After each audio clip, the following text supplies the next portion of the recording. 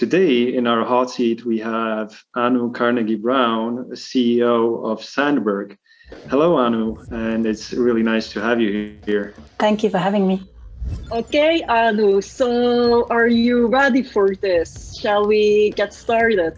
Yes, I was born ready. Welcome to C-Suite Hot Seat, the show where we put C-level executives from language service providers of all sizes in the hot seat. We will ask tough questions and get inspired answers. Our hosts today are Inge Boonen, VP of Consulting, and Gabriel Karandashowski, Chief Operating Officer at Nimdzi Insights.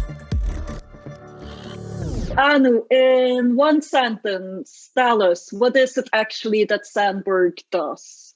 We build scalable, high-quality translation solutions for global clients, and particularly in the Nordic languages and in English. What's the first career that you dreamed of having when you were a kid? I honestly cannot remember, but I have always wondered about making a living as an artist. And at different points in my life, I have made more or less serious attempts in that direction. And what type of artist? A singer, a painter? Yeah, ceramics? Fine art, like painting and drawing.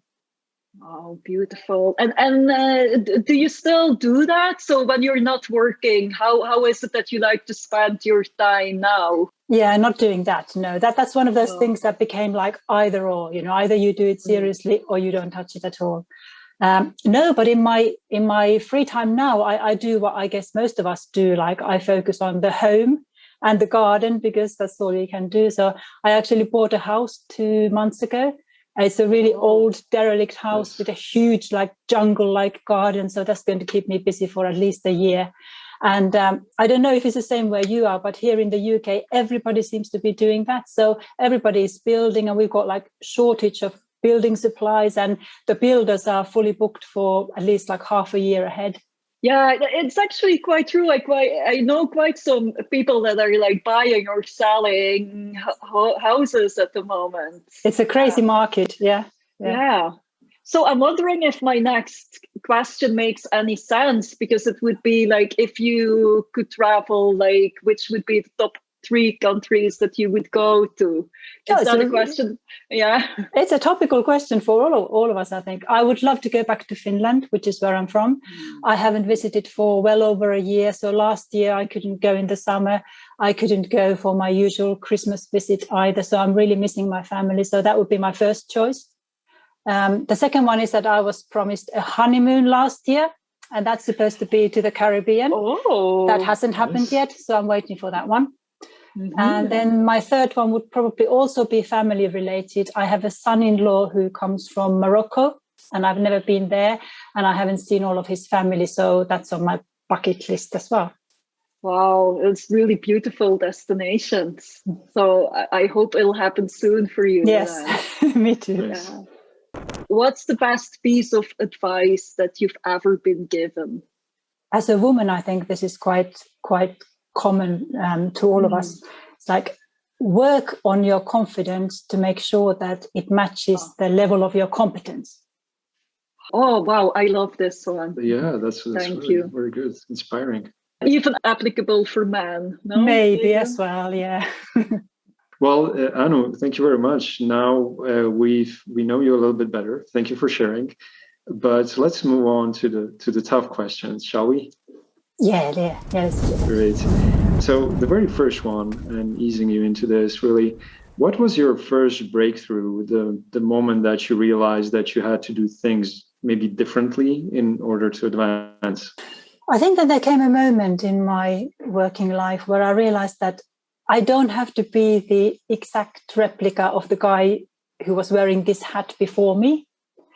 Even if I admire them and if I think that they did a great job. And I really believe in teamwork, and I believe that success ultimately comes from teams. So you don't have to be everything yourself. You can build a team around you who will fill in the gaps where you have maybe weaknesses. And I think a good leader actually puts together teams that have great diversity, because not only does it mean that you have different strengths and weaknesses, but it also means that you're all unique and you're all important, and everybody likes that feeling of being unique and important in a team. So what was the biggest challenge then you ever had to overcome? Well, I'm a translator by training, and yet I have hardly translated at all in my career. So all of my training was, it was put aside quite early on in my career. So I took business studies fairly late in my life, and I think that was maybe a mistake. I think for many years I thought that business was, it was a dirty word. It was all about cold and money and hard, and I didn't realize that actually to do business well, to do it ethically and to do it right, it's actually good to have some formal business studies, and that equips you to do that well. Talking a little bit about the highlights and lowlights, what has been the biggest sort of perceived failure that you experienced, and what have you learned from it? I think that is it.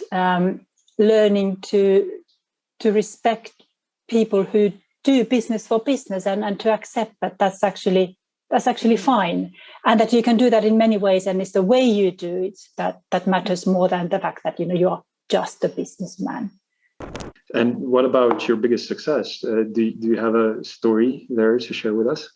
I don't know. I think that there's a little teacher in me, and it has always been there, and it will always be there, and it always comes out at various times. And what I have really loved working in the translation industry is all related to training and teaching and educating, and you can do all of those things with the different stakeholders.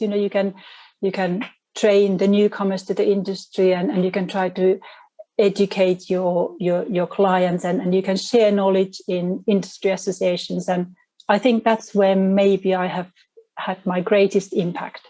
What is perhaps the most innovative thing you've ever done?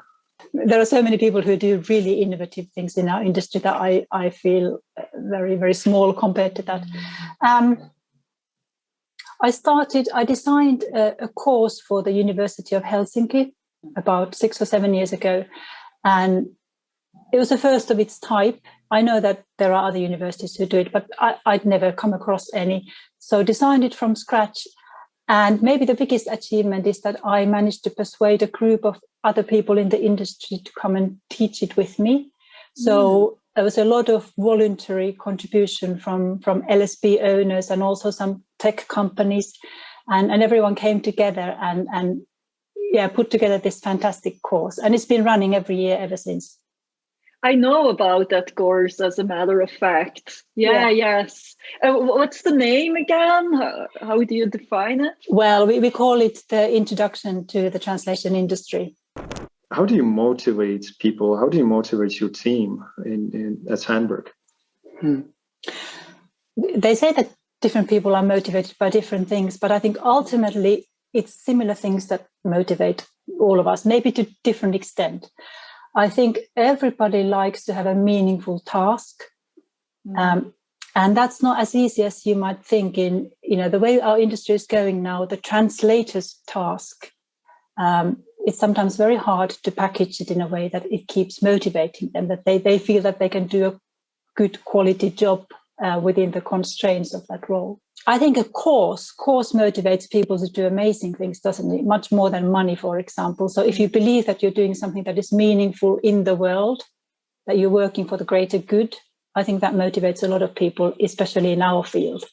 What makes you a great leader for your team? I think you have to be able to demonstrate that you are willing to do it yourself. It's easy to say when you sort of grow into a leadership role from within, but it might be more difficult for those that we see who come into the industry and straight into sort of executive roles, because I think translators look up to those leaders who've sort of come from within their ranks, partly because they understand the pain points of the translator's job and how it has moved, how it's changed over the years to what it is now.